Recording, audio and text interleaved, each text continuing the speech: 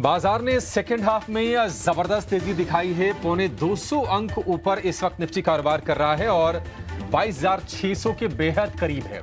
सुबह हम चर्चा इस चीज को लेकर कर रहे थे कि क्या जो रेजिस्टेंस है 22,500, 550 का क्या वो पार होगा।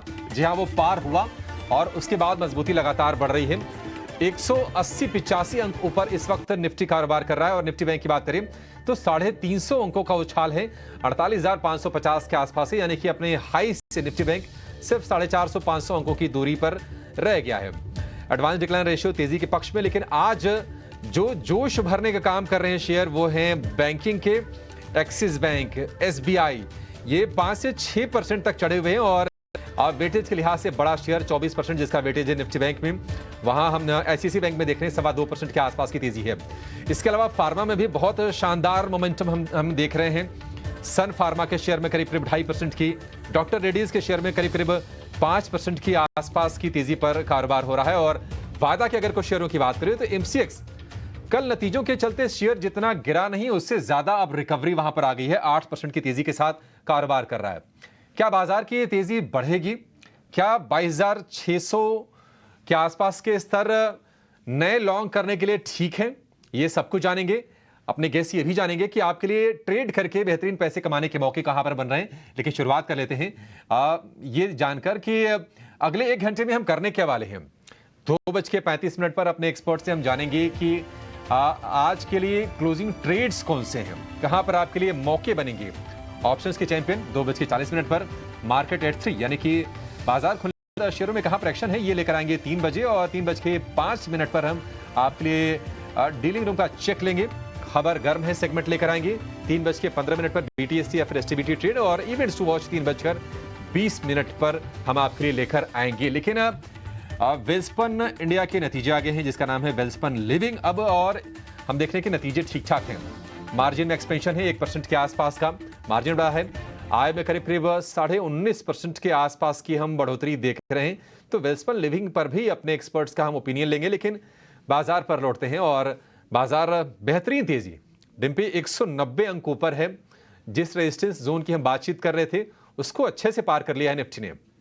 बाजार ने 2 अच्छे काम किए हैं। कल जब उसकी एक्सपायरी थी बैंक निफ्टी की तो उसने 48,200 लगाया तो उसका टारगेट अचीव किया। आज जब निफ्टी की एक्सपायरी थी तो उसने 450, 550 लगा के उसको अचीव किया। ये दोनों दिन बताने के लिए है कि मार्केट फ्यूरियस बुल रन के अंदर है। आज पूरी प्रोसेस जो हमने सुबह आपको बताई थी उसके अंदर हमारे अमूमन सारे पॉइंट्स ठीक थे, बस एक पॉइंट से हम चूक गए। हम आज बहुत एग्रेसिव नहीं थे, इसलिए हम थोड़ा वेट करते रह गए और बाजार ने जल्दी से यू टर्न ले लिया। सुबह हमने कहा था कि शॉर्ट नहीं करना, बाजार कहीं से भी मुड़ जाता है। जरूरी नहीं है कि पिवट पॉइंट्स पे आके वेट करेगा तभी बाजार को घूमना है, उससे पहले भी घूम सकता है और वो घूम गया। दूसरा पॉइंट हमने आपसे ये कहा था कि थोड़ी सी पोजीशन रखिएगा और जिनके पास 10 लॉट हैं वो चाहें तो 2 लॉट ले सकते हैं, लेकिन जो 2 लॉट वाले हैं वो नहीं आए। पहला पॉइंट ये भी फिट हो गया। फिर एक पॉइंट हमने आपके सामने और रखा था कि बाजार के अंदर कोई दिक्कत नहीं है, हमको एज सच कोई प्रॉब्लम नहीं दिख रही, सिर्फ फ्यूल खत्म हो गया था। वापस मार्केट ने जो गैप किया ये फ्यूल भरवा लेगा और फिर से थोड़ा और चल जाएगा। आज वही एग्जैक्टली काम हुआ है, फिर से वही चला है। आज रिलायंस, एचडीएफसी, आइडिया, जिस शेयरों पे हम आपको पहले भी नोटिस करवाते रहे हैं उन सभी शेयरों के अंदर आज फिर से मार्केट का मोमेंटम बनता हुआ दिखा है। एक चीज़ मेरे को और लग रही है आज बाजार के अंदर, बाजार ने आज एक तरफा करके रख दिया। ये एक तरफा करने का मेरे मतलब ये है कि ऑप्शंस राइटर्स जो थे, यानी कि जो कॉल राइटर्स थे, उनको आज अच्छी पनिशमेंट मिली है। आज दिन कॉल्स का बना, लेकिन वो सेकंड हाफ से पहले बाजार ने जॉल्ट किया बहुत ज़ोर से और निफ्टी और बैंक निफ्टी दोनों को ज़ोर से हिलाया था। लेकिन अभी देखते हैं, बाजार यहाँ पे अच्छा क्लोज करके जा रहा है। सीरीज़ की अच्छी शुरुआत हो रही है। अगर किसी को याद होगा तो आप जब लास्ट सीरीज में थे मार्च वाली में, मार्च के सीरीज वाले दिन भी इसी तरह की तेजी आई थी। फिर नेक्स्ट डे कॉन्टिन्यूटी इफेक्ट आया था और 2 दिन के अंदर ही हमने ऑल टाइम हाई लगाया था। अगर किसी को याद हो तो हमने लास्ट सीरीज के कंप्लीट होते ही 2 दिन के बाद हमने ऑल टाइम हाई के लेवल्स चला दिए थे। कोई बड़ी बात नहीं है, हमें फिर से ऑल टाइम हाई के वो लेवल्स चलाने पड़ जाएं और आपको कि कॉन्टिन्यूटी इफेक्ट आता है एक्सपायरी का भी, वो भी आपको स्क्रीन पर दिख रहा है। कुल मिला के हमको बाजार के अंदर एज सच कोई प्रॉब्लम नहीं दिख रही है। थोड़ी फटीक तो था ही नहीं, खैर थोड़ा फ्यूल की कमी थी, वो मार्केट ने आज रिचार्ज किया और फिर से अपने आप को चलाया। ट्रेलिंग स्टॉप लॉस लगाइएगा जिनके पास ये पोजीशन है कैरी करके जाना चाहे उनकी मर्जी है। आज एक्सपायरी है, आपको लग रहा है मेरा रोल ओवर महंगा पड़ेगा, मेरे को यहीं काटना है, मेरे टारगेट सारे अचीव हो गए हैं, बुक करना चाहें वो आपकी मर्जी है। हमने अपनी तरफ से आपको पूरी तरह से छोड़ रखा है, आप जैसे करना चाहें वैसे कीजिए। हम आपके सामने सिर्फ लेवल्स और रणनीति आपके सामने रखते हैं। मेहमान जुड़ चुके हैं, उनका जरा करते हैं स्वागत। शर्मिला जोशी, ध्वनि पटेल, सुमित मूलचंदानी, रवि सिंह, ये चारों मेहमान हमारे साथ आ रहे हैं और आप स्क्रीन पर इन चारों को एक साथ देखेंगे। बहुत बहुत शुक्रिया, thank you very much Ravi ji, Sharmila ma'am thank you very much, Dhwani Patel आपका भी शुक्रिया, और सुमित भाई आपका बहुत बहुत शुक्रिया, थैंक यू वेरी मच आज समय निकालने के लिए। अब हम जरा आते हैं बाजार के इस रुख पे, जरा टेक्निकली चेकआउट करवाना ज़रूरी है। सुमित जी जरा देख के बताइए, मार्केट ने सारे लेवल्स पुल बैक वाले अचीव कर लिए, जो 22,500, 550, 600 तक के आते थे वो आ गए हैं। ये पुल बैक का पूरा कंप्लीशन हो गया, 21,800 से 22,600, 800 पॉइंट की रिकवरी। ठीक जी, अब जरा बताइए सर क्या आगे क्या करना है अब? Good afternoon to all. तो डिम्पी जी, परसों के क्लोजिंग सेशन में यही हमारी चीज का डिस्कशन हुआ था कि अगर स्पॉट लेवल में 22,300 ये लेवल अगर ब्रेक नहीं हो रही और सस्टेन हो रहा है तो काफी अच्छा पुल बैक आ सकता है।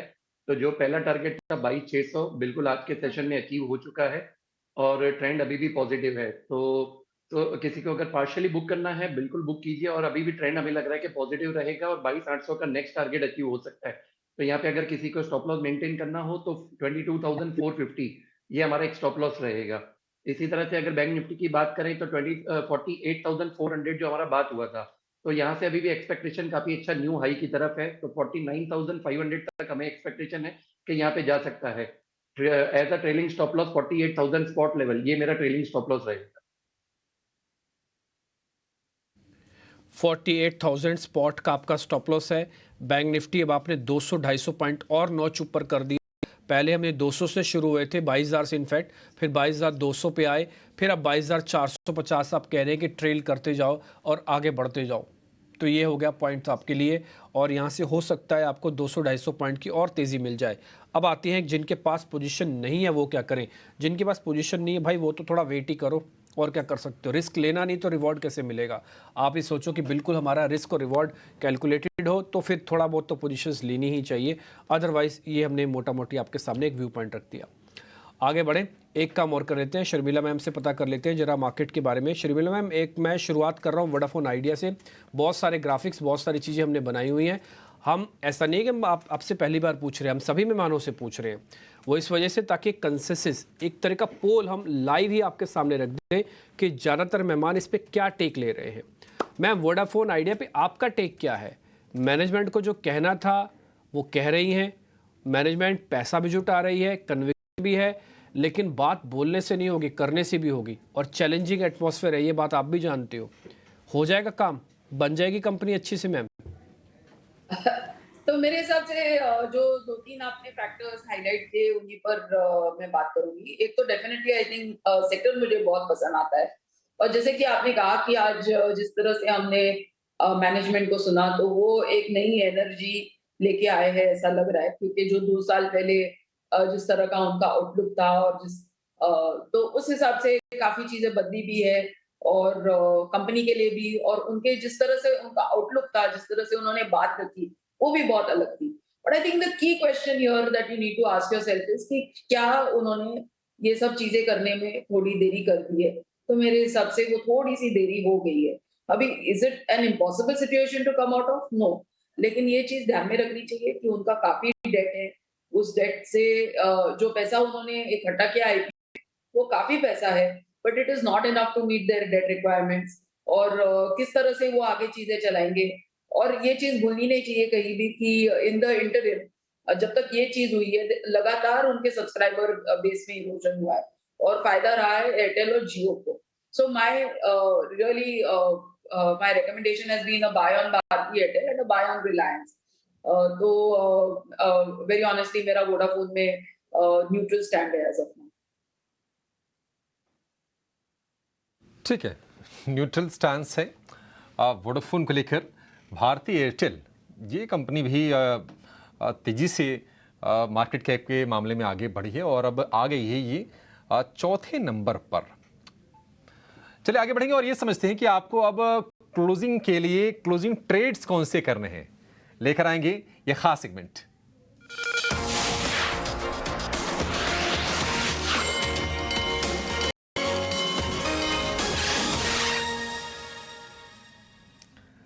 ध्वनि जी, शुरुआत आपसे करना चाहेंगे। बताइए आपके दो शेयर कौन से हैं, कहां पर आपका कन्विक्शन है?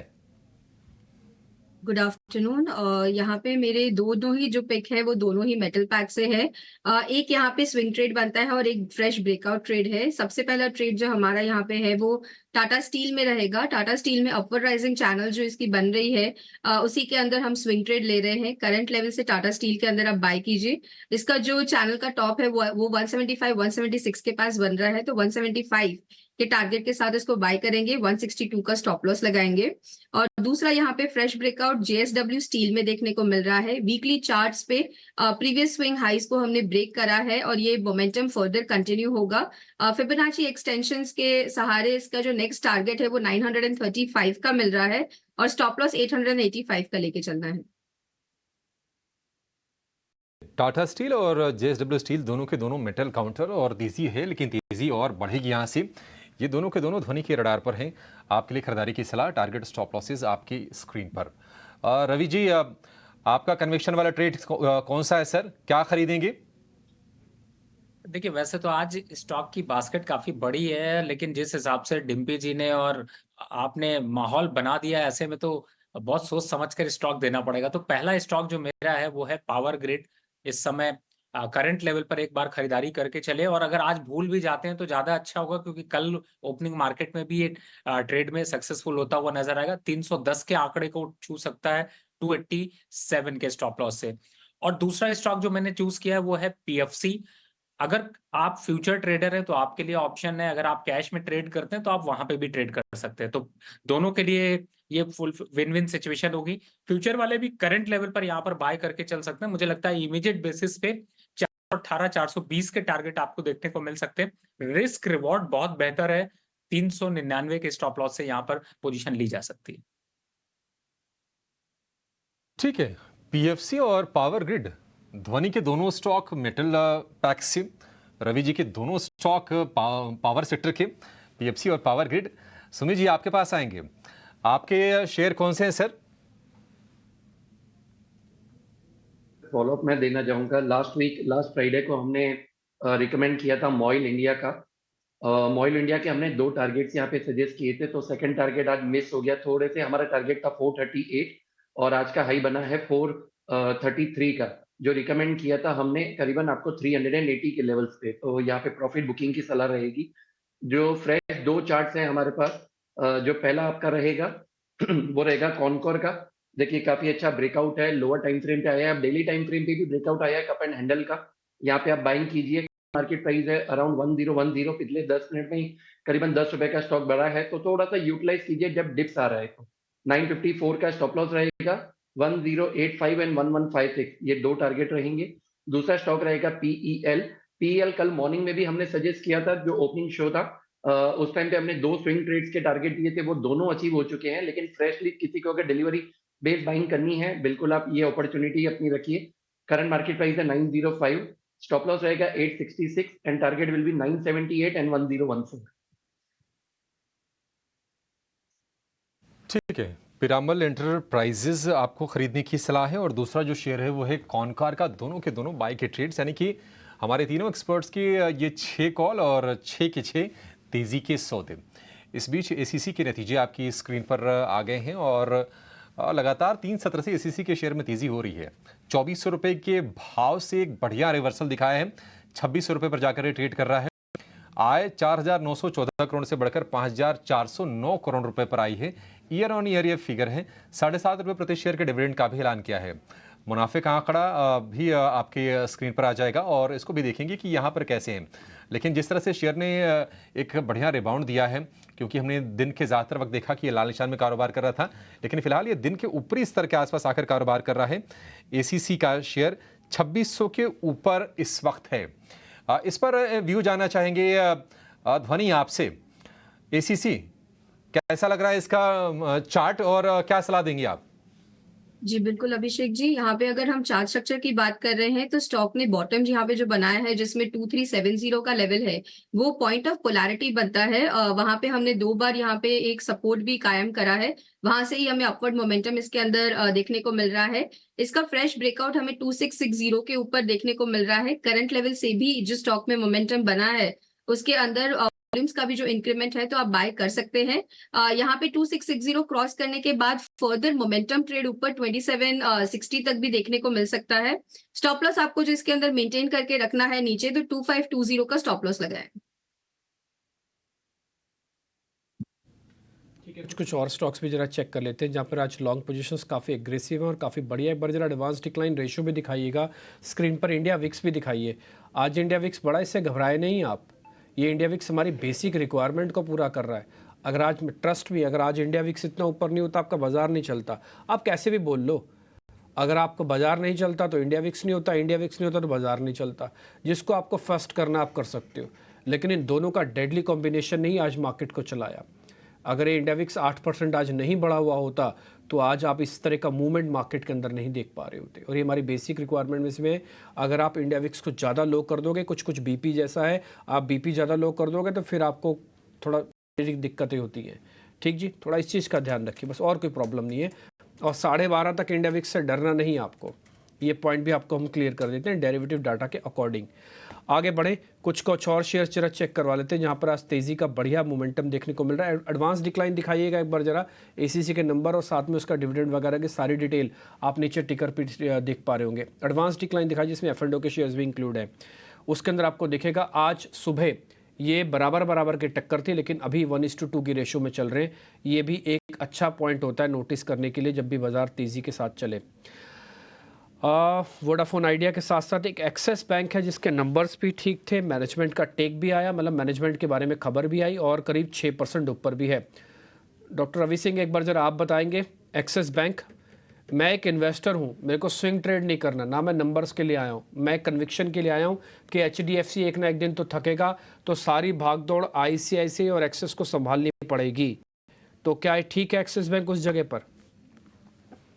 बिल्कुल, आपका जो प्रोजेक्शन है वो एकदम करेक्ट स्टैटिस्टिक्स पे बैठता है। और मुझे ऐसा लगता है कि अगर आप SDFC और खास तौर से इंडसइंड बैंक को भी एक बार यहाँ पर इंक्लूड कर लें, क्योंकि वो भी अपना स्ट्रक्चर बढ़ाता जा रहा है। लेकिन एक्सिस बैंक ने तो जो दौड़ लगाई है 1060 के ऊपर निकलने के बाद अब रुकने का नाम नहीं ले रहा। तो मुझे ऐसा लगता है कि अगर लॉन्ग टर्म कन्विक्शन के साथ चलें, जैसा आपने बताया, अगर स्विंग ट्रेडर नहीं है तो भी आपको ये 1250 इमीडिएट बेसिस पे, और लंबा अगर रखते हैं तो 1450, यानी लंबे समय के लिए लंबी रेस का घोड़ा कह सकते हैं। तो ये स्टॉक उस टाइप में है, आप इसको बिल्कुल कंसिडर करें। और अब जैसे आपको याद होगा कि पहले बात होती थी तो 2 ही स्टॉक की चर्चा होती थी, SDFC और ICICI की, लेकिन अब प्राइवेट बैंक की अगर चर्चा होती है तो कहीं ना कहीं से एक्सिस वहां पर लीड लेता हुआ नजर आ रहा है। और वो साफ साफ दिखाई दे रहा है। पिछले कुछ सेशंस में देखे तो SDFC ने उतने अच्छे परफॉर्मेंस नहीं दी है, उतना जो है वो धनी नहीं किया, लोगों को एक रेंज में रखा है, वहां पर एक्सिस ने बाजी मारी है। लगता है कि कहीं ना कहीं से एक्सिस आपको आगे जो है वो अग्रेसिव रिटर्न दे सकता है। ठीक है, तो एक्सिस बैंक इसलिए भी थोड़ा सा जाना जाएगा कि हो सकता है लोड ये HDFC का इसके पास थोड़ा ट्रांसफ़र होके आए। देखिए, जो मैनेजमेंट का बयान आया ना, बहुत इंपॉर्टेंट है कि अमिताभ चौधरी रहेंगे 2027 तक। अच्छी लीडरशिप किसी भी कंपनी को मिल जाए और कॉन्टीन्यूटी इफेक्ट मिले ना, तो हर प्रॉब्लम से निकाल के ले आते हैं और चलाते हैं बढ़िया। शेयर पे तो रिफ्लेक्शन आता है, एक्चुअली तो बैंक की ग्रोथ होती है, तो जो ग्रोथ है वो प्राइजेस में ज़रूर दिखेगी। इसलिए स्विंग ट्रेड का सौदा नहीं है, ये मैनेजमेंट पॉलिसी कन्विक्शन का सौदा है। तो अब उस हिसाब से चेक करना। जो स्विंग ट्रेड का सौदा है वो भी हम आपके सामने रख रहे हैं। ऑप्शंस का चैंपियन लेके आइए, ऑप्शंस का चैंपियन। और लक्ष्मी श्री इन्वेस्टमेंट्स के अंशुल जैन भी हमारे साथ जुड़ रहे हैं।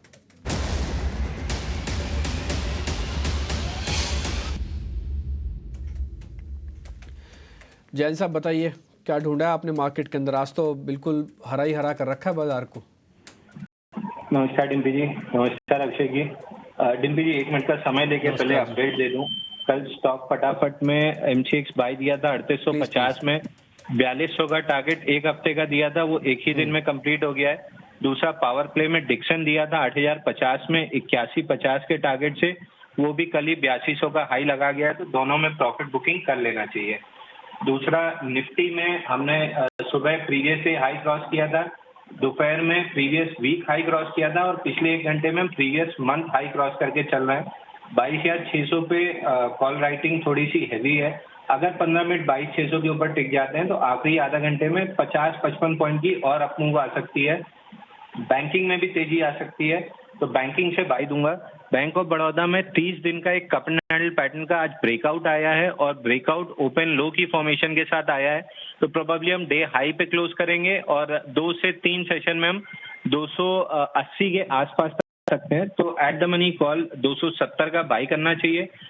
12 रुपए चल रहा है, 12 रुपए के आसपास बाई कर सकते हैं। 5 रुपए का स्टॉप लॉस रहेगा और 20 रुपए का टारगेट रहेगा। तो यहाँ पे 10 रुपए में एक्चुअल बाई रिकमेंड किया था, लेकिन अब 12 हो गया, तो 10 रुपए के हिसाब से 14,600 रुपए की रिस्क थी और सामने 29,250 का रिवॉर्ड है। तो 1:2 का रिस्क रिवॉर्ड रेशियो ऑलमोस्ट बन रहा है। 12 रुपए में भी अभी करंट मार्केट प्राइस से लॉन्ग कर सकते हैं 20 के टारगेट के साथ। ठीक है, 20 का ही टारगेट रख लेते हैं सर। ये 5 रुपए का स्टॉप लॉस ही रखना है ना, इसमें तो कोई चेंज नहीं करना है ना, ये और बता दीजिए। स्टॉप लॉस 5 ही रुपए का बनेगा। ठीक है, स्टॉप लॉस हम 5 रुपए का ही रख लेते हैं। और आप ये बता रहे हैं कि बैंक ऑफ बड़ौदा और तेज़ हो सकता है, ये आपकी कैलकुलेशन अच्छी है कि पहले आर्ली, फिर वीकली, फिर मंथली हमने लेवल्स एक ही दिन के अंदर धीरे धीरे करके पार कर रहे थे। ये अच्छा अपडेट हमने आपको दिया, आपने हमको दिया, और इसको हम ज़रूर वॉच करेंगे सर। ठीक है Anshul ji, thank you very much. Bank of Baroda आपके नए है, एमसीएक्स और डिक्सन से अगर आप प्रॉफिट बुक करना चाहें तो वो भी आप कर सकते हैं। जो रेगुलर वॉच करते हैं ना, एनालिस्ट को पकड़ के वॉच करते हैं कि देखिए इस एनालिस्ट को मैं फॉलो करता हूँ, तो उनको उनकी सारी कॉल्स याद रहती होंगी। जैसे हमको भी अंशुल सर की कॉल याद रहती है, सुमित जी की रहती है, डॉक्टर रवि सिंह तो काफ़ी दिनों बाद हमारे साथ मिले हैं, थोड़ी शिकायत भी है, लेकिन हाँ ये आगे आते रहेंगे, ये उम्मीद भी करते हैं। और शर्मिला मैम से तो हम इंटेलिजेंस लेते हैं भर भर के, जितना हमको समझ में नहीं आता, जाम फंस जाते हैं, वहाँ शर्मिला मैम से पूछते हैं। मैम एक चीज़ मेरे को बताइए, जरा यूपीएल भी बताया जा रहा है कि अगली सीरीज़ का one of the best trade हो सकता है, ये टेक्निकल्स वाले बोल रहे हैं, डेरिवेटिव्स के हिसाब से भी बोला जा रहा है। आप मेरे को जरा बताइए कि इनकी जो प्रॉब्लम्स थी पहले वो सारी सॉर्ट आउट हो गई हैं? प्राइजेस के हिसाब से तो बड़ा अट्रैक्टिव है, इसमें कोई दो राय नहीं है।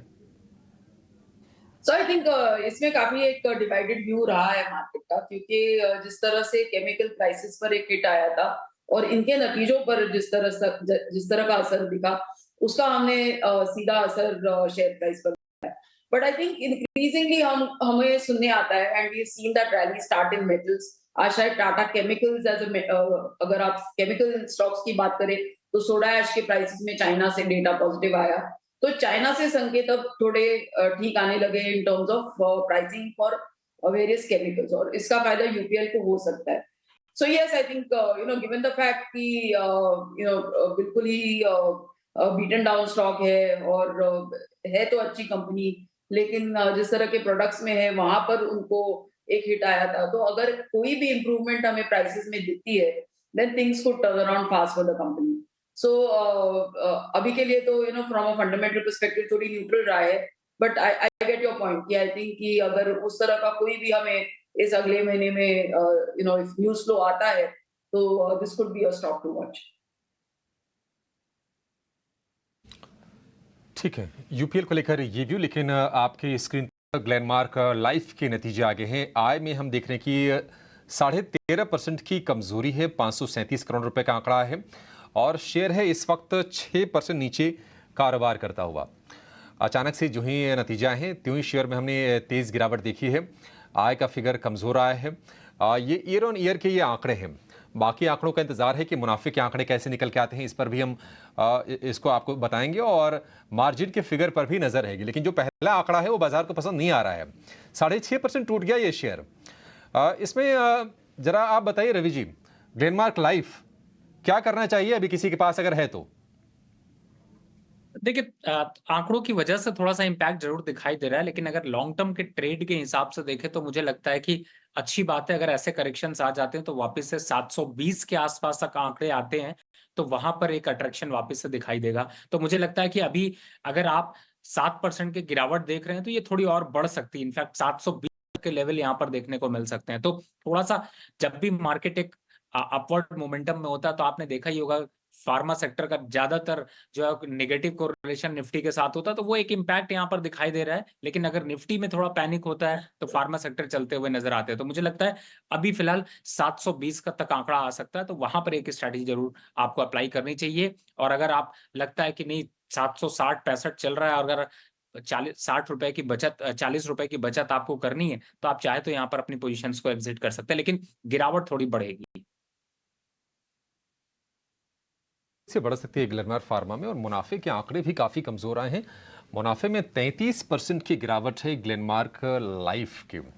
तो मुनाफा और आय 13%, 13.5% की गिरावट आय में है ग्लेनमार्क लाइफ की।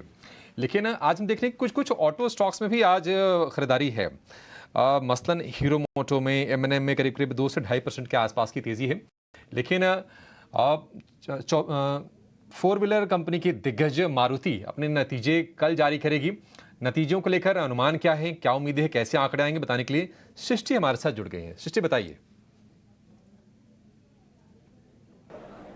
तो इस बार मारुति सुजुकी से अच्छे नतीजों की उम्मीद है, क्योंकि आप देखें अगर तो वॉल्यूम्स में ज़बरदस्त प्रदर्शन देखने को मिला, क्योंकि तिमाही दर तिमाही देखें तो कंपनी की वॉल्यूम्स लगभग 17% बढ़ती हुई नज़र आई हैं और साथ ही साथ साल दर साल ये ग्रोथ 13.5% पे रही है। काफ़ी बेहतरीन ग्रोथ मारुति सुजुकी की तरफ से, और ये हम देख भी रहे हैं कि स्टॉक प्राइस में भी एक तरफा हम रनअप हमने आते हुए देखा। अब इस पूरे मिक्स में अगर हम देखें तो इनके जो यूवी व्हीकल्स यानी SUV व्हीकल्स हैं उनकी संख्या बढ़ती हुई नज़र आई है, क्योंकि पूरे पोर्टफोलियो में चौथी तिमाही में 26% जो योगदान है वो SUV, माफ़ कीजिएगा 37% जो योगदान है वो SUVs का था, जो कि पिछले साल से कंपेयर करें तो मात्र 26% पे ही था। तो ये महंगी गाड़ियाँ होती हैं, इनमें मार्जिन अच्छे होते हैं और ये सभी फैक्टर्स जो हैं कंपनी के ओवरऑल नंबर्स पे भी रिफ्लेक्ट करेंगे। सबसे पहले देखें इनकी आय तो 38,860 करोड़ पे रहने की उम्मीद है।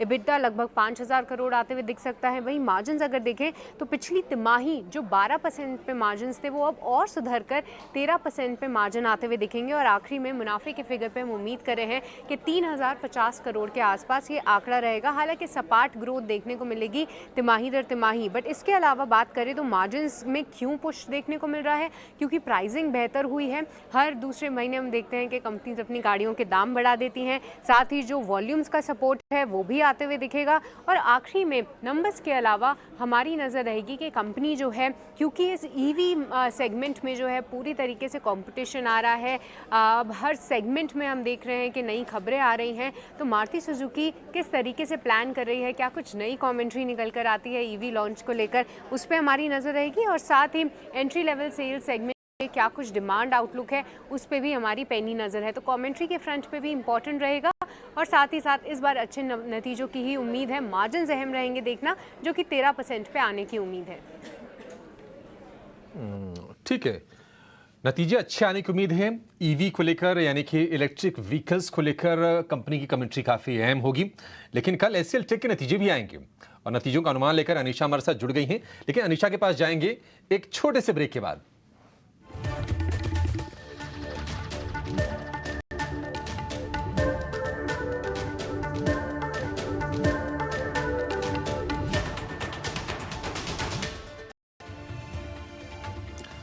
बाजार ने अपनी तेजी को पूरी तरह से पकड़ के रखा हुआ है। एक्सिस बैंक और ICICI बैंक, SBI की बदौलत हम देख रहे हैं कि निफ्टी है 190 अंक ऊपर 22,600 के बेहद करीब कर रहा कारोबार। और निफ्टी बैंक जो तेजी हो गई है अब यह है 450 अंकों की। बेहतरीन सत्र आज हम देख रहे हैं।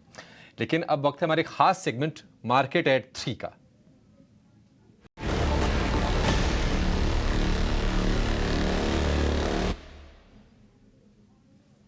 हमारे सहयोगी गौरव जावलकर जुड़ गए हैं। गौरव, बताइए आज कहां पर एक्शन हो रहा है?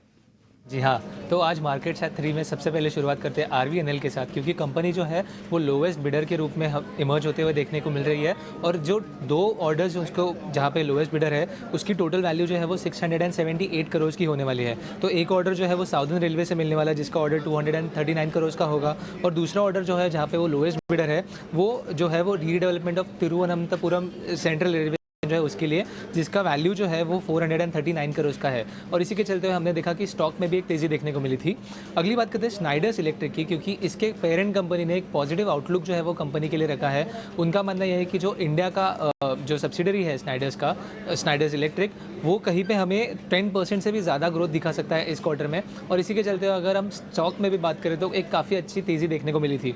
अगली बात करते हैं GPT इंफ्रा की, क्योंकि हाल ही में हुए एक इंटरव्यू के दौरान जो कि ET नाउ के साथ ही हुआ था, उसमें मैनेजमेंट ने काफ़ी स्ट्रॉन्ग कमेंट्री दिया है। तो उनका मानना है कि कहीं पे रेवेन्यू जो है वो 20 to 25% केगर ग्रोथ के साथ बढ़ सकता है अगले 3 सालों में, और इसी के साथ साथ कंपनी कहीं पे 13% का एबिटा मार्जिन जो है वो भी मेंटेन कर सकती है। और इसी के चलते हुए अगर हम स्टॉक में भी देखें तो एक तेज़ी देखने को मिली थी।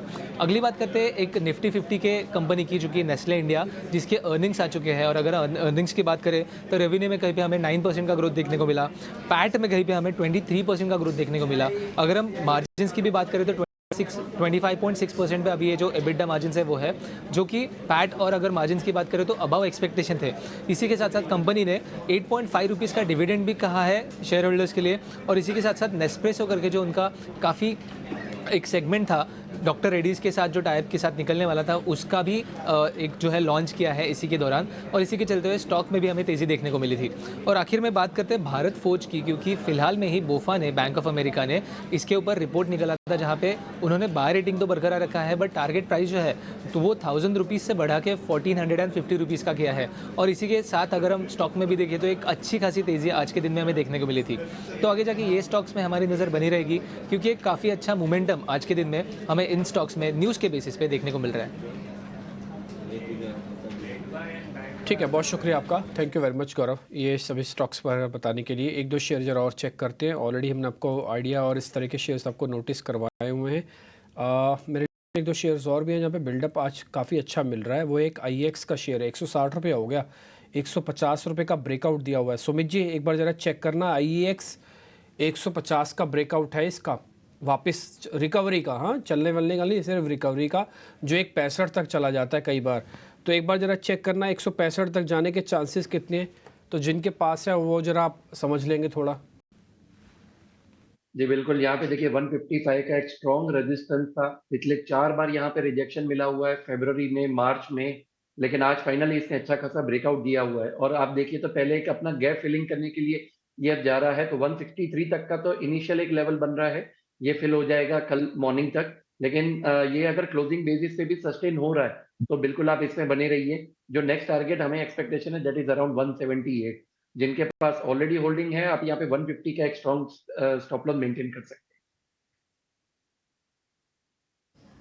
ठीक है, शेयर और भी आपको जरा मैं दिखाता हूँ IEX के अलावा भी, जहाँ पे है मेरी नज़र बैंक ऑफ बड़ौदा के ऑलरेडी आपको एक कॉल मिल चुकी है। नहीं तो मैं आपको बैंक ऑफ बड़ौदा का भी पता करवाता। एक बार अंशुल जैन ने जो कॉल दी है ना, एक बार वापस से दिखाना स्क्रीन पर। अंशुल जैन ने कॉल दी है बैंक ऑफ बड़ौदा की आपको। ठीक, एक शेयर और है कोरोमंडल इंटरनेशनल। ध्वनि जरा ये चेक करना, 1106 का है Coromandel international. BTST swing trade के पॉइंट ऑफ व्यू से ले रहा हूँ, कोई वैसा कोई लगाव नहीं है। कोरोमंडल इंटरनेशनल और स्विंग ट्रेड डेफिनेटली इसके अंदर बनता है, क्योंकि अगर हम पिछले 5 सेशन को कंपेयर कर रहे हैं तो स्टॉक ने यहाँ पे अपनी 200 पीरियड के एक्सपोनेंशियल मूविंग एवरेज के पास सपोर्ट लिया है। वॉल्यूम्स का भी इंक्रीमेंट अच्छा है, तो करंट लेवल से एक शॉर्ट टर्म ट्रेड 2 से 3 दिन का यहाँ पे बन सकता है, जिसमें ऊपर की तरफ 1180 से लेके 1200 तक का इसका टारगेट बनता है। नीचे स्टॉप लॉस आपको जो लेके चलना है, तो यहाँ पे आप 1070 का स्टॉप लॉस लगा के चले। ओवरऑल स्टॉक के साथ मैं एक चीज ये बताना चाहूंगी, कैंडल्स और जो वोलेटिलिटी होती है दिन की, वो काफी भारी होती है, तो स्ट्रिक्टली एक स्टॉप लॉस का यहाँ पे आप रख के चले। शर्मिला मैम, एक शेयर के बारे में मेरे को आपसे पता करना है। गॉडफ्रे फिलिप्स दिखाना, गॉडफ्रे फिलिप्स एक सिगरेट वाली कंपनी है। गॉडफ्रे फिलिप्स, अगर कोई सिगरेट पीता है या कोई जानता है तो उसको पता होगा। मालबोरो नाम का एक ब्रांड है, वो एक्चुअली इसी कंपनी का ब्रांड है। ये 9% ऊपर है। शर्मिला मैम, इनका 90% जो है टबैको बिजनेस से आता है, यानी कि सिगरेट बिजनेस से आता है। ऐसा क्या हो जाता है एक दिन में कि शेयर को 10% ऊपर चलना पड़ता है?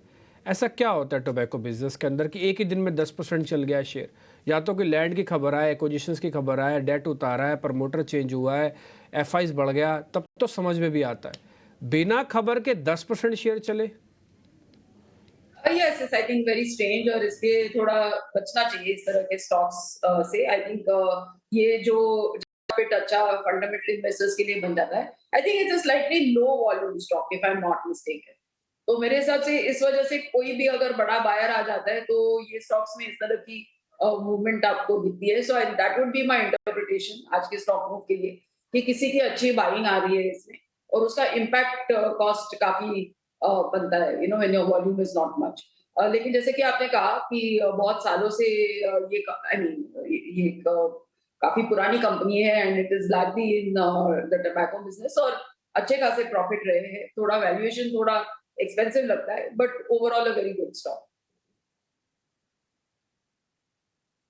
बहुत ही बढ़िया शेयर है। और वैसे मैं आपके एक जानकारी के लिए और बता दूं, ये शेयर 2024 के मैंने शुरुआत जनवरी से लगा रहा हूँ, जनवरी से लेके अब तक। वैसे तो हमारे प्रोड्यूसर साहब भी दिखा देंगे आपको, 60% करीब शेयर चला हुआ है, 60%।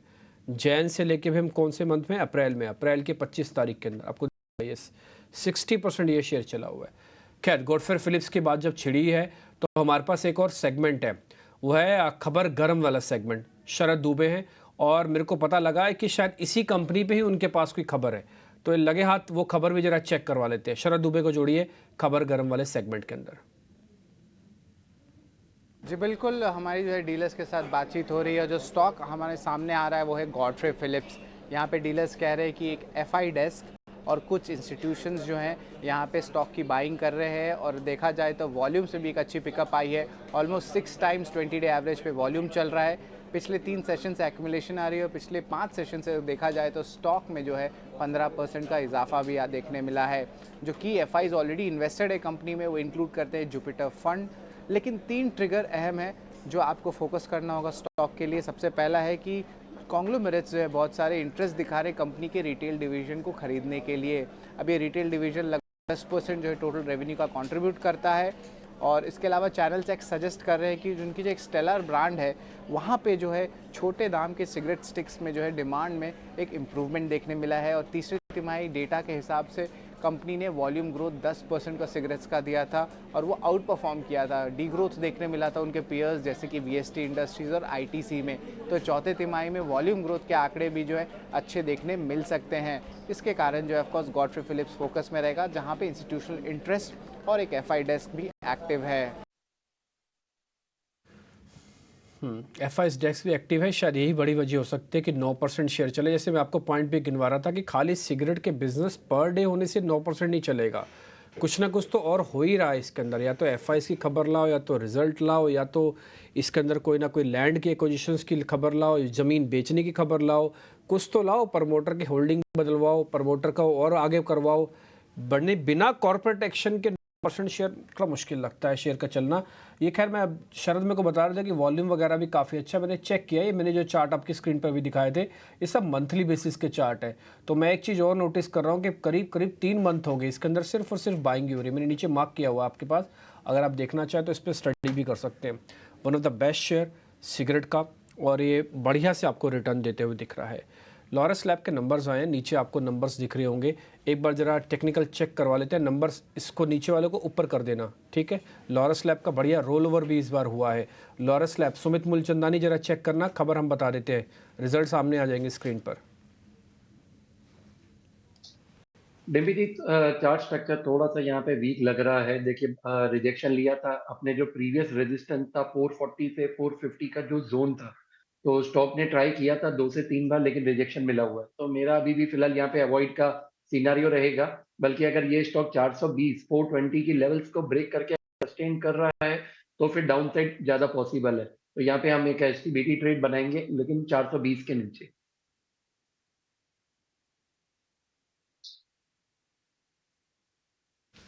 ठीक है, लॉरस लैब्स को लेकर ये व्यू। आय 1380 करोड़ से बढ़कर 1439 करोड़ रुपए पर आई है, लेकिन शेयर ये नीचे है, करीब 2.5-3% नीचे कारोबार कर रहा है। 423 रुपए का भाव है। मुनाफा दरअसल घटा है, 107 करोड़ से घटकर 75 करोड़ रुपए पर मुनाफा आया है, और यही वजह है कि शेयर में हम ऊपरी स्तरों से प्रेशर देख रहे हैं। लेकिन एसीएल टेक के नतीजे कैसे आएंगे? अनिशा काफी देर से हमारे साथ जुड़ी हैं। अनिशा बताइए, एसीएल टेक को लेकर अनुमान क्या है और नजर कहां पर रहेगी? इन्फोसिस, टीसीएस के मुकाबले किस तरह के नंबर्स की उम्मीद करें हम यहां पर?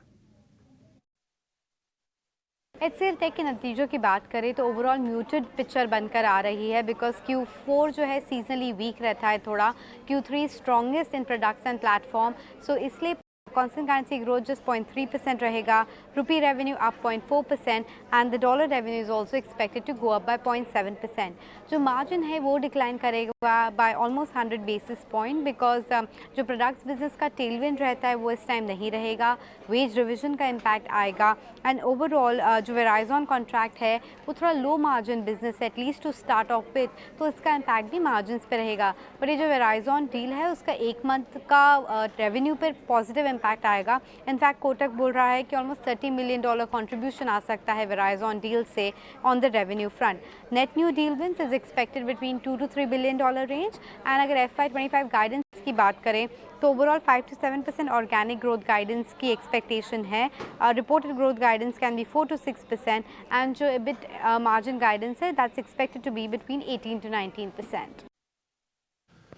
ठीक है, एचसीएल चेक को लेकर ये अनुमान है, लेकिन आप एक बार जरा एसबीआई को पर लेकर आइए.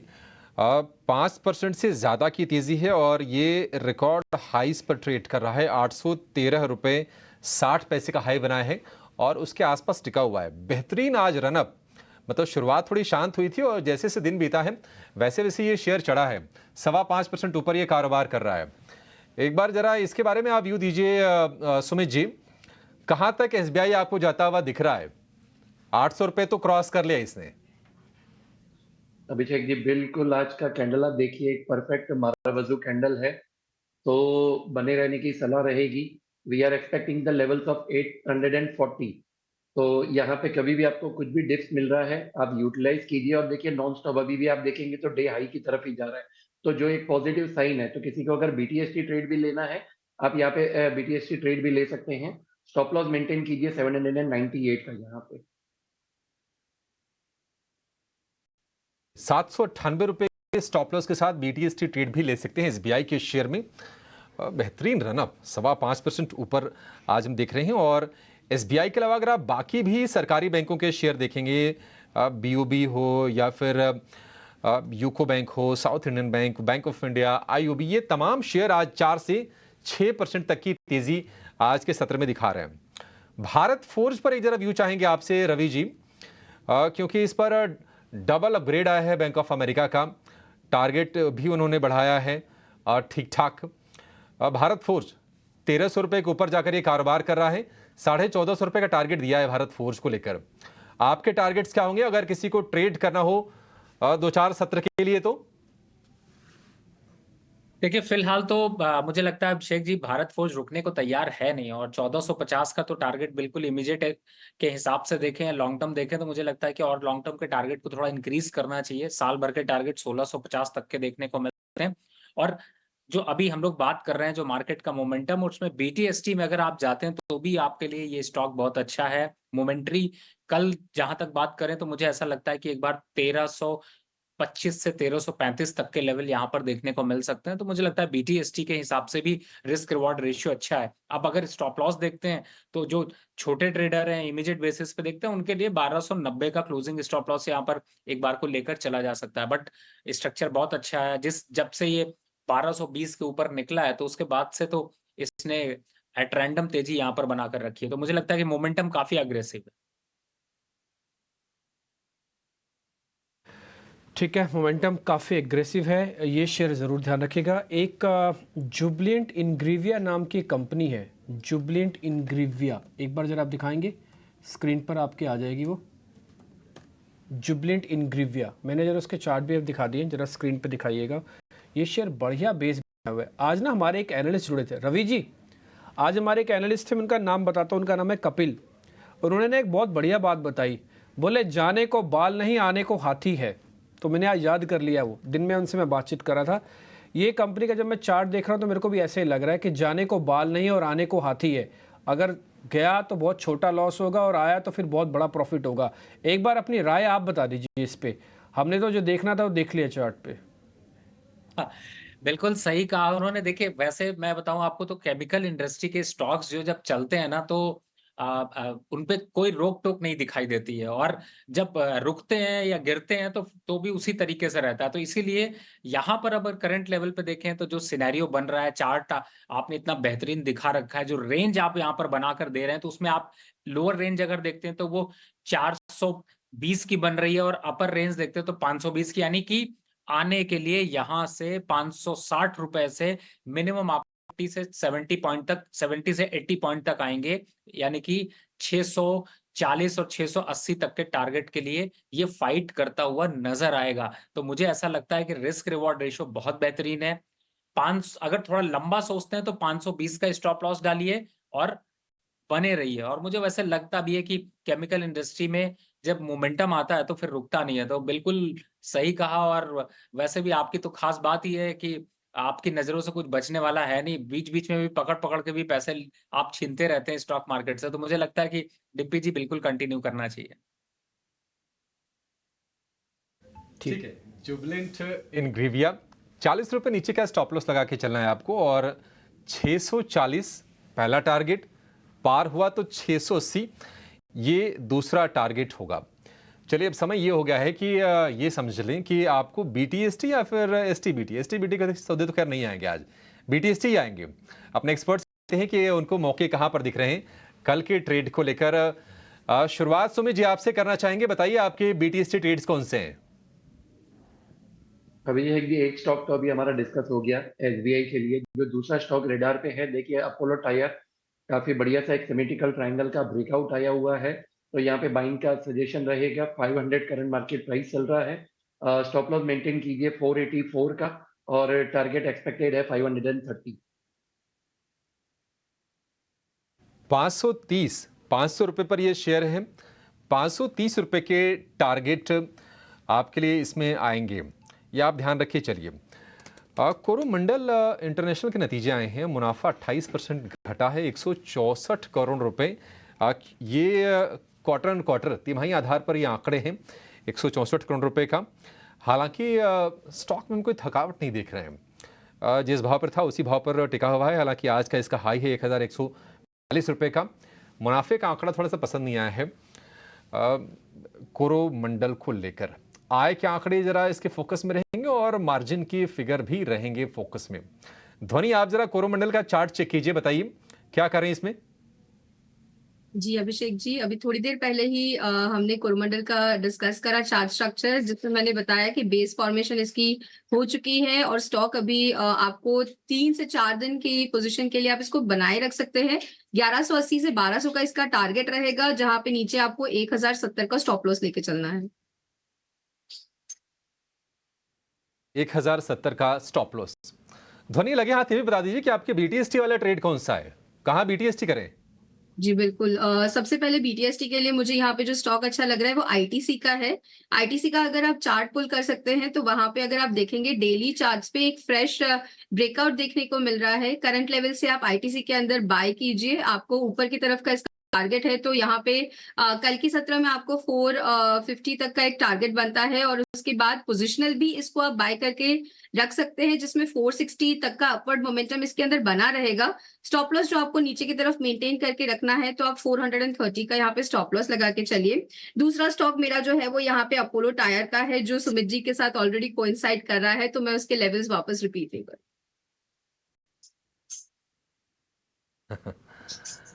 ठीक है, ITC और अपोलो टायर दे दीजिए, अपने लेवल पे दे दीजिए। ध्वनि, आप क्या दिक्कत है इसमें? आपके लेवल होता कुछ अलग हो थोड़े से। जी बिल्कुल, यहाँ पे पोजिशनल लेवल्स में बताना चाहूंगी कि 540 तक का इसका मोमेंटम जो है वो फर्दर कंटिन्यू करेगा। स्टॉप लॉस जो आपको नीचे की तरफ मेंटेन करके रखना है, तो आप 485 यहाँ पे अगर ब्रेक करता है तो इसके अंदर वापस से कुछ प्रॉफिट टेकिंग देखने को मिल सकती है। बट जब तक ये लेवल बरकरार है तो पोजिशनली 540 के टारगेट्स के लिए आप इसको प्ले कर सकते हैं। ठीक है, सुमित जी ने 530 दिया था, ध्वनि ने थोड़ा समय लिया, 10 रुपए और बढ़ाया, 540 रुपए का टारगेट हो गया अपोलो टायर्स को लेकर। रवि जी आपके पास आएंगे, आपकी BTST के सौदे कौन से हैं सर, क्या खरीदेंगे आप? देखिए अभिषेक जी, मैं बड़ा कंफ्यूजन में पड़ा हूं, क्योंकि मैंने PFC फ्यूचर में आपको अभी जस्ट BTST भी बोला था और आपके पावर प्ले सेगमेंट में भी दिया था। 411.50 के पास आ गया। अगर किसी ने फ्यूचर में ले रखा हो तो भाई थोड़ा सा बुक कर सकते हो। 15,000 रुपए आपको पर लॉट पे पर ट्रेड पे मिल रहे होंगे। लेकिन अगर आप कंटिन्यू करते हो तो आप इसको BTST में भी कंटिन्यू कर सकते हो। तो ये एक कंटिन्यूटी अपडेट है। लेकिन 2 स्टॉक मुझे अच्छे लग रहे हैं। एक है GMR इंफ्रा। हालांकि इस स्टॉक की चर्चा थोड़ी लोग कम करते हैं, लेकिन मुझे ऐसा लगता है कि ये बीटीएसटी ट्रेड के लिए भी दिख रहा है। और थोड़ा अगर भूल जाए बीटीएसटी में, बीटीएसटी को 2-3 दिन के लिए अगर देख लेते हैं, तो मुझे लगता है कि यहाँ पर करंट लेवल पर जीएमआर इंफ्रा को बाय करना चाहिए। अपसाइड टारगेट 88 रुपीज का, स्टॉप लॉस बनता है यहाँ पर सिर्फ और सिर्फ 83.50 का। तीसरा एक स्टॉक कह लें या दूसरा कह लें, एक सेल पे आ रहा है क्योंकि सब बाय करके जाना थोड़ा रिस्की लग रहा है, तो एक एसबीआई लाइफ को फोकस करें फ्यूचर में। और इस समय चल रहा है 1456 1457 के पास, लेकिन मुझे लगता है कि ये कॉन्फिडेंस अपना लूज कर रहा है।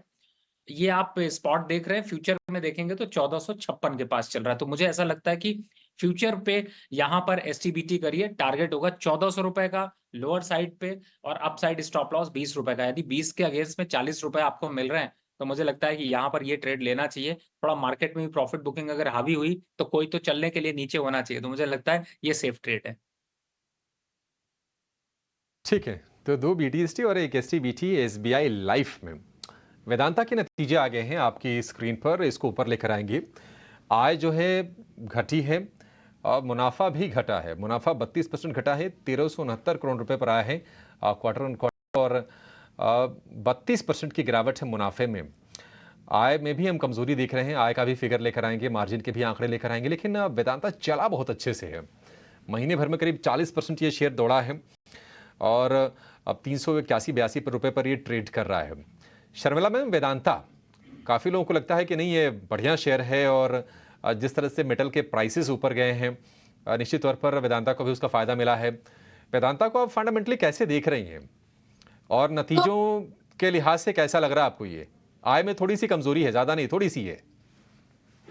तो जैसे कि आप कह रहे थे कि आई थिंक द कंसर्न उनके डेट को लेकर है, और वो इस बीच में उनकी ये भी बड़ी खबर आई थी कि किस तरह से उनका स्प्लिट होगा और उसका क्या मतलब निकलेगा। लेकिन I think investors have been interested in the stock, जो 2 वजह, एक बड़ी वजह ये थी कि बहुत अच्छे डिविडेंड दिए हैं कंपनी ने, और दूसरी चीज ये है कि मेटल्स की रैली आई है। तो अगर आपको उस लिहाज से शॉर्ट टर्म के लिए ये स्टॉक लेना है तो आप जरूर लीजिए। कुछ लोग ये भी सोचते हैं कि ये प्राइस पर सम ऑफ पार्ट्स जो उसकी एंटिटीज का होगा उससे कहीं ज्यादा ही होगा मौजूदा प्राइस से। But very honestly I think कि जो डेट का जो इशू है वो उसको एकदम नजरअंदाज नहीं करना चाहिए। तो अगर आप खरीदते भी हो ये स्टॉक, मेरी राय तो न्यूट्रल है, I have never been a buyer in Vedanta, लेकिन अगर आप लेते भी हो तो भी आप कीप रिविजिटिंग द स्टॉक और देखते रहिए कि क्या क्या चीजें हो रही है। Result seem sort of neutral to flattish again, तो रिजल्ट्स पे कोई बहुत बड़ा टेक अवे नहीं है, and as I said on the stock overall I am neutral. ठीक है, डन। आगे बढ़े, एक दो शेयर और जरा पता कर लेते हैं। सुमित मूलचंदानी जी, आपने पिरामिल एंटरप्राइजेस को देखा है? ये शेयर आपको ठीक लग रहा है क्या? अगर ठीक लग रहा है तो जरा बताइए, हमें तो सिर्फ इसका बेस अच्छा लग रहा है। अब ये शेयर चलेगा नहीं चलेगा अभी थोड़ा कहना मुश्किल है। आज डेज हाई पे बंद कर रहा है, सीरीज एक्सपायरी पे भी ये इम्पैक्ट दिखाता है। एक बार जरा आप इसको चेक कर लो, मैंने वीकली चार्ट अपनी स्क्रीन पर भी डाले हैं, आप देख लेना। मेरे को सिर्फ इसका बेस ठीक लग रहा है, अदरवाइज अभी चलने के लिए थोड़ी मेहनत करनी पड़ेगी, पूरी रेंज को निकालना पड़ेगा सर। ये लास्ट में मैंने ड्रॉ किया आपके लिए। सर जरा बताइएगा जरा कैसे करें इसमें ट्रेड, छोड़ दें या फिर पकड़ें? डिम्पी जी, ये आज हमारा कॉल ऑफ द डे भी है, तो बिल्कुल आप इसमें बने रहिए। देखिए, लोअर टाइम फ्रेम पे अगर आप चेक करेंगे तो मल्टीपल बॉटम फॉर्मेशन हो चुका है और अपना रेंज भी ब्रेकआउट दिया है। तो पिछले आप देखेंगे तो ऑलमोस्ट 20 दिन का जो रेंज बना हुआ था 890 से 900 का जो जोन था, वो एक रेजिस्टेंस की तरह काम कर रहा था। आज अच्छा खासा ब्रेकआउट दिया हुआ है और पिछले 20 दिन का हाईएस्ट वॉल्यूम भी है। तो बिल्कुल आप यहाँ पे एज अ बीटीएसटी या फिर ये एक हमारे स्विंग ट्रेड के लिए यानी एक हफ्ते के लिए आप स्टॉक को ऐड कर सकते हैं।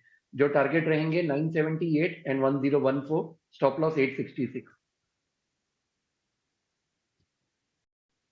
866 का स्टॉप लॉस है सर, एक बार वापस से रिपीट करना, अगर गलती हो तो मेरे को बताना। 866 का आप एक स्टॉप लॉस दे रहे हो, 1080 का टारगेट है, ठीक है ना सर? यही है ना target stop loss? Sir 978 and 1014। 978 1014, ठीक है सर।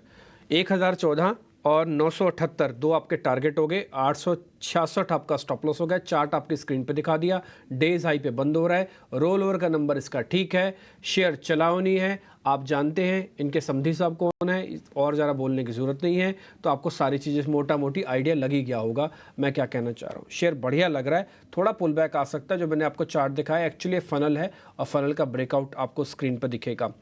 बाजार की क्लोजिंग की तरफ हम बढ़ रहे हैं, 3 मिनट रह गए। वैसे तो अभी शेयर कोई पूछना भी नहीं चाहिए और मैं पूछूंगा भी नहीं कि अगले दिन में क्या करें। भाई आपको 6.5 घंटे मिले थे, आप कर लेते। लास्ट के 3 मिनट में ऐसा कौन सा शेयर ढूंढ के हम रख सकते हैं आपके लिए। तो लास्ट के 3 मिनट ना हमेशा की तरह मार्केट में रिवीजन करना चाहिए। और मैं कई बार बोलता हूँ, जैसे हमारा पहले जीवन था, स्कूल में हम जाते थे, एग्ज़ाम्स देते थे, लास्ट में टीचर कहती थी पूरा पेपर रिवाइज कर लो लास्ट में। तो आज हमको मार्केट भी ऐसे रिवीजन करनी चाहिए लास्ट के 3-4 मिनट में। क्या गलती हुई इसको लिख लो, क्या ठीक हुआ उसको भी लिख लो, क्या आगे से नहीं करेंगे वो भी लिख लो, क्या लेसन है वो भी लिख लो, जान लो कि क्या आज क्या करना है। धीरे धीरे करके देखेंगे आपकी ट्रेडिंग और आपकी स्विंग एबिलिटी काफ़ी अच्छे से बेहतर हो जाएगी। तो इसका बेनिफिट उठाइएगा। डॉक्टर रेड्डीज मेरे से थोड़ा मिस हो गया पूछना, नहीं तो ये शेयर भी आज बढ़िया क्लोज कर रहा है। मैं आपको सारे स्क्रीन पे सारे वही शेयर्स फायर हो रहे हैं जो ऑलमोस्ट डेज हाई पे जाके बंद हो रहे हैं, और ये सारे बड़े शेयर हैं। ये निफ्टी 50 के सारे शेयर्स हैं, ऑलमोस्ट आप देख रहे होगे ज़्यादातर शेयर्स डेज हाई पे बंद है। लेवल के हिसाब से ज़रा चेक करते हैं बाजार कैसे बंद हो रहा है। निफ्टी ने आज अपने टारगेट को अचीव किया। क्या टारगेट था? 450 से 550 का, वो अचीव हो गया। तो आज एक्सपायरी वाले निफ्टी ने अपने टारगेट्स को अचीव किया। Bank Nifty 1 day before expiry थी, उसने अपने 48,200 वाले टारगेट को अचीव किया था। उसके बाद उसने कंटिन्यूटी दिखाई। तो दोनों ने अपने अपने एक्सपायरी पे अपना अपना काम कर दिया। अब हम कल का कल देखेंगे कि बाजार के अंदर और कैसे मोमेंटम आता है। मिड कैप आज सबसे पहले हरे निशान में आने वाले इंडेक्स बन गए थे। स्मॉल कैप इंडेक्स सबसे पहले हरे निशान में आने वाला इंडेक्स बना था आज। तो उन दोनों ने क्या किया कि आपका कन्विक्शन हाई करवा रखा है। आप ट्रेड करें ना करें आपकी अपनी मर्जी है, लेकिन एक कन्विक्शन के लिए बहुत ज़रूरी है।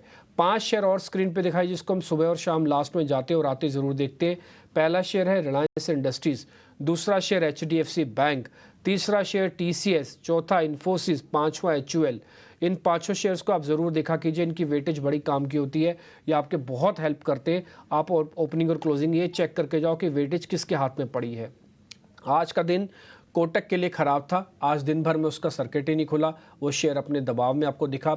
आज का दिन आइडिया के लिए काफ़ी अच्छा था, करीब 5% ऊपर, और 11 रुपये का लोगों को FPO मिला हुआ। आज उनके प्राइस 13.75 है, और जिन्होंने सेकेंडरी मार्केट से भी पिछले 2 दिन में माल खरीदा है उनके पास ही पोजीशन ठीक है। तो ये 6.5% अभी आप देख पा रहे हो, करीब करीब 14 रुपीज़ का भाव आपको स्क्रीन पर दिखेगा। आज के दिन कॉल्स वालों के लिए ठीक था, लेकिन 12 बजे के बाद, 12 बजे से पहले तो कॉल राइटिंग और ज़ोरदार जोल्टिंग हो रही थी मार्केट के अंदर, लेकिन 12 बजे के बाद का दिन ठीक था ऑप्शंस ट्रेड वाले के लिए। कुल मिला के आज का सेटअप सारा ठीक है। केमिकल्स वाले शेयर, मेटल्स वाले शेयर और पावर वाले शेयर्स अगली सीरीज़ के अंदर सबसे ज़्यादा नोटिस किए जाने वाले शेयर्स होंगे। आप इन पर ज़रूर ध्यान रखिएगा, क्योंकि सीरीज़ का जो लेवल अब है वो हम आपके सामने सेक्टोरियल भी रखना चाह रहे हैं। एडवांस डिक्लाइन भी आप अपने स्क्रीन पर देखेंगे तो 1300 वर्सेस 1000 शेयर है, यानी कि आज एडवांस डिक्लाइन भी ठीक है। F&O का ऑलरेडी मैं आपको दिखाई चुका था, 1:2 की फॉर्म में चल रहा था। तो 48,500 टारगेट अचीव, डन, टिक कर लीजिए। 22,550 टारगेट अचीव, डन कर लीजिए। निफ्टी ने दोनों टारगेट्स आपको दिखा दें। चेकलिस्ट बनाइए कि आपने टारगेट्स को अचीव कर लिया। अब न कल आप नए सोच के साथ आना मार्केट में, ये बैगेज मत लेके आना एक्सपायरी का, इसको छोड़ दो, एक्सपायरी के साथ एक्सपायर हो गई सारी चीज़ें। अब आपको ना कल नई दिशा के साथ सोचना पड़ेगा। फ्राइडे का सेशन है, और अमूमन हम ये देखते हैं कि जब सीरीज़ ट्रांसफ़र हो रही होती हैं तो जो फ्राइडे फैक्टर है ना वो और भी एग्रेसिव होता है कई बार। तो हो सकता है कल आप नए लेवल्स देखें, या हो सकता है आप थोड़ा एग्रेशन में आके नीचे भी आएँ, क्योंकि इंडिया विक्स भी आज बढ़िया बंद हुआ है। 10% के आसपास इंडिया विक्स आपको ऊपर दिखेगा। माफ़ कीजिए, 2% रह गए, ये तो बहुत तेज़ी से नीचे आया। ठीक है, कोई बात नहीं। और डन, एक चीज़ और, बस आप कल थोड़ा वॉल्यूम कम रखिए मार्केट के अंदर, ये बस मैं आपसे थोड़ा रिक्वेस्ट करूंगा। तो बाजार हो चुका है बंद। Sharmila ma'am, thank you very much आज टाइम निकालने के लिए फिर से। रवि जी बहुत बहुत शुक्रिया, thank you very much. Sumit भाई बहुत शुक्रिया, थैंक यू वेरी मच। और ध्वनि पटेल आपका भी बहुत बहुत शुक्रिया, थैंक यू वेरी मच। आज आप सबने टाइम निकाला, हम सबको गाइड किया अच्छे से, इसके लिए बहुत बहुत शुक्रिया। मेरे को अभिषेक को इजाज़त दीजिए। अगला कार्यक्रम आप कल की तैयारी के रूप में देखेंगे। नमस्कार।